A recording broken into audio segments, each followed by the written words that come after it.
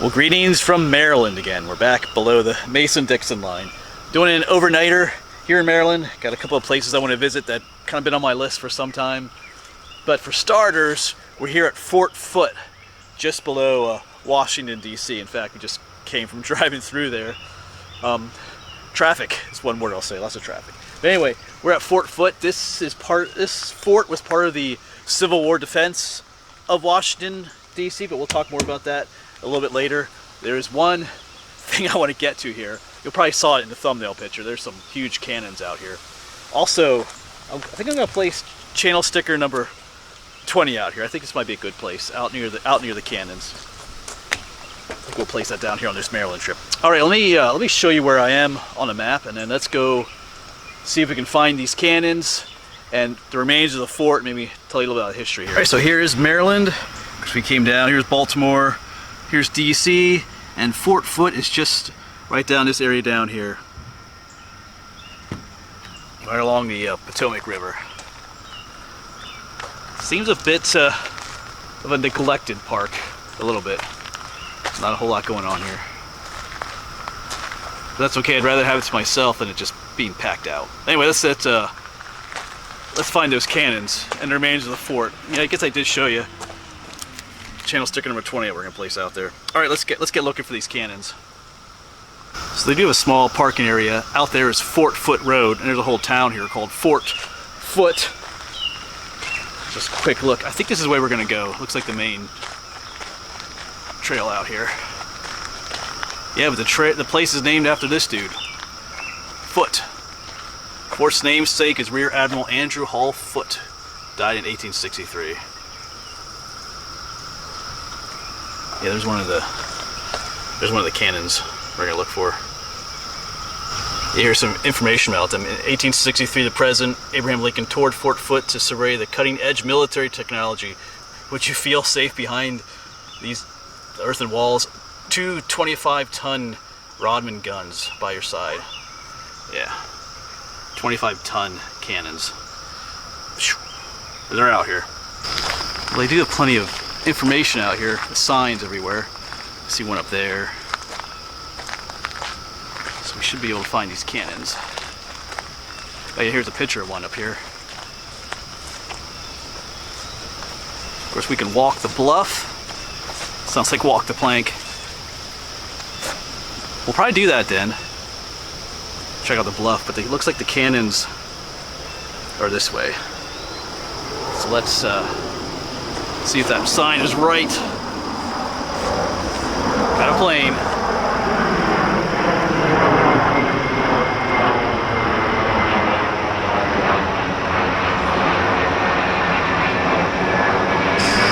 Alright, so if that sign is right, our cannons should be up here.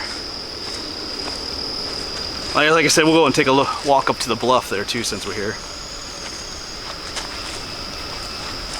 Oh yeah, this must be the earthen bank walls for the fort. And like this is the entrance in. You can see it continues on this side. Here's the trench where all the dirt came from. Yeah, that's what's going on here. Cool. Alright, so I think we're walking into the fort.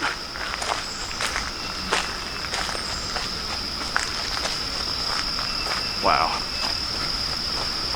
Okay, there's a sign up there. I'm gonna quick see what that sign says, but maybe our cannons are out this way. Alright, here's our sign, and guess what I see right up through the trailer? One of the cannons right there. Foote became the site of some military testing for some different guns. Yeah, they had a little trouble with that then, because the Potomac River out here gets pretty busy with traffic. So they had to kind of stop doing that. All right, here they are. Should be 2 of them out here. One is original to the site, and the other was brought in from somewhere else. Wow. That thing is massive. Actually, let me get a picture of that. Yeah, you can see the rail there where they would turn them on.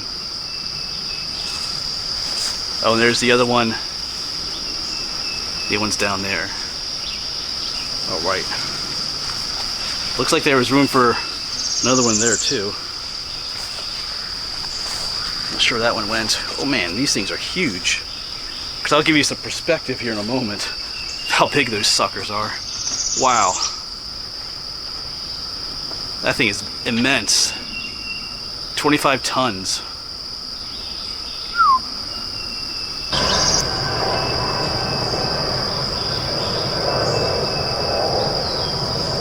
Man, this thing dwarfs me.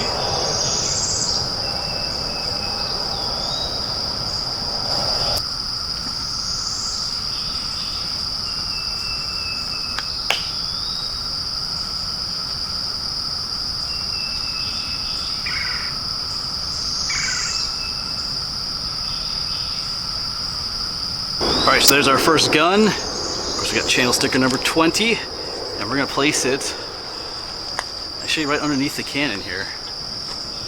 There's a little place right underneath here that I think I can slide it under. Stick it under there. You should be able to get it. I'll leave a little stick here so you can dig it out, but you should be able to stick your fingers underneath there and get it. And it's far enough under there that people shouldn't see it either. They come here too well. Alright, so there it is, channel sticker number 20. If you want it, right underneath this huge, massive cannon. Alright. Yes, that gun, that cannon is absolutely massive. Hopefully when I had camera set down, walked up, and you could see just how big it was. A lot of air traffic here though. And you might hear, I don't know if the camera's picking up, but you might hear like a low droning noise off in the distance too. That's not the camera. Those are actually the 17-year cicadas that have come out. I did a video on that just recently, but they're down here this way too, so that's what you might be hearing too. But there's a lot of helicopters and planes and other stuff going on around the area. All right, so pretty cool. Let's go take a look at the other one. And I said we'll walk along the bluff a little bit, look out onto the Potomac. Probably be able to see Washington, D.C. up from there too. Yeah, here they are. Let me turn around again. I mean, the place is kind of overgrown, but I don't know if too many people come here. And once again, there's our gun, but you can see there's a lot of weeds and overgrowth, which is okay, I guess, but I guess some of these places don't always have the money to maintain these sites.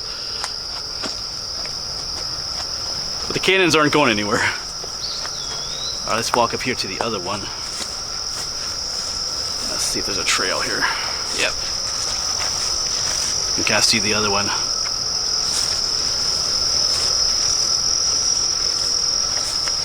Yeah, here's another sign. Oh my goodness, this is how big one of those cannonballs would have been. Feel the mass of a 15-inch cannonball. Each ball had 2 ears. Oh, so they could lift them up.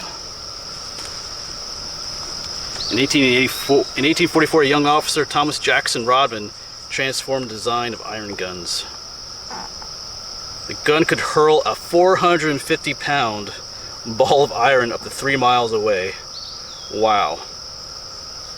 That's intense. Yes, so as I walk up to the other cannon, we probably should talk about that a little bit. This fort was built as part of the defense of Washington, D.C. during the Civil War in 1863. Not from a land attack, because we're on this side of the Potomac, but more from a potential naval attack. Because right after the famous battle between the 2 ironclad ships, the Monitor and what was renamed the Virginia, where they would clad the wooden ships in iron, so like regular cannon fire couldn't damage them. And they realized that Washington, D.C. was more vulnerable to an ironclad attack. You know, the ships could come up here and bombard the capital. And also for any potential foreign powers that might have sided with the Confederacy and sent ships up this way, like the French or somebody like that. They realized that they needed more protection from a naval attack, so that's what these guns were placed here for in this fort. Huge, huge guns. I think I read that somewhere it took 45 pounds of black powder just to hurl one of those, you know, balls of iron out there. So, yeah, wow. All right, we're almost at the other one. Let's take a look at it. Yep, here's the other one.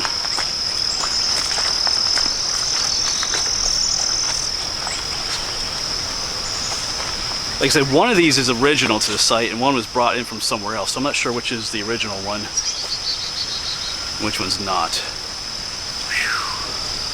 Once again, that thing is just amazing. Huge. Put you up there. I can't really see up there, but let me put you guys up in there.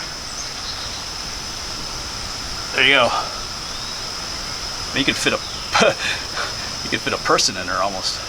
A skinny person. Wow. Yeah, here's some more information about it. They would use this thing to lift those cannonballs. Robin guns were the largest weapons developed during the Civil War. Quite a team of a dozen men to do it. Each shot took 5 minutes. Followed by 450-pound cannonball. Sheesh. Yeah, so like I said, one of these is original to the fort. So one of these has been sitting out here since 1863. And one was brought in from somewhere else, so, but wow. Yeah, and of course right behind us then is the Potomac River. Of course, if you were an invading ship, you would come up this way, up towards Washington, D.C. Washington, D.C. And we'll make our way down there in a moment. See if we can see out that way. Yeah, I think it's just amazing. I mean, yeah, I'm trying to imagine the sound that thing would make when it went off. Wow. I mean, you would feel it in your whole body as that thing fired off. Wow. Let me set you down again. Walk up towards that one.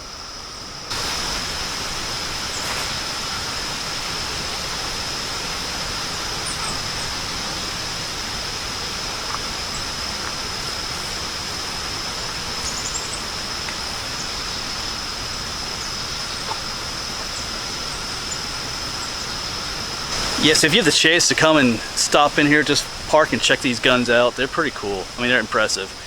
I mean, children would love checking these things out. I mean, they are massive. They're massive for me, but for a younger person, smaller person, they would just be impressive.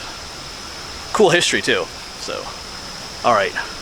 Well, I'll turn you around and give you one more look at this puppy, and then I think we'll see if we can walk out towards the bluff a little bit more.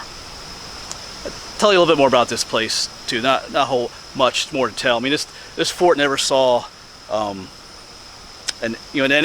enemy invasion. No shots were fired from this fort in defense of the area. They did a lot of test firing, but nothing was shot in defense. So it saw no action during the Civil War. Yeah, so one last look at our gun, and of course the other one was up that way through the woods there a little bit. And here's some other people coming. All right.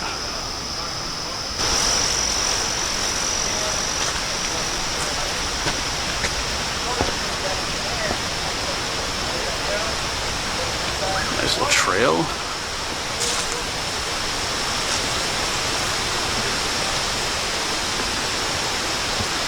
Capitol view. Guess you can see the Capitol from here, but it's a bit overgrown these days. All right. Well, let's walk down this way, see if we can get any kind of a view out there. Looks like there's a trail. Do you want to take this though? No, that kind of, not sure about that. Not sure we'll still get a view down there. Yeah, I mean, Washington, D.C. is right up there, but wow. All right, so I found another trail here. We'll see if this takes us down to the Potomac. I would like to get a view down there. I mean, we'll be in the Potomac later today. Actually, the next place I stop at, we'll be kayaking out there, but I would like to see if there's a view for this video from this spot. Well, that trail didn't really go anywhere either. Wasn't going down the river like I wanted, but that's probably our best view out there towards DC. All right, we'll take one more look at these cannons as we start making our way back.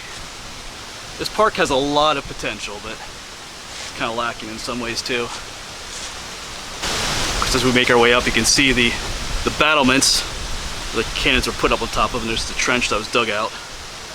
And they do have a view over the Potomac out there.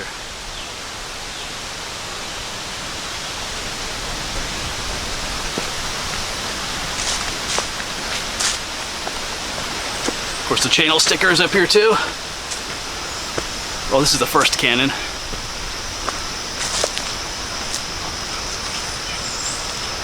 And the other one is up that way. Yeah. You got a pumpkin in there. Alright. Yeah, here's this. I mean, this thing is, look at my hand, that thing is immense. Sheesh. That, it would fire out of that thing.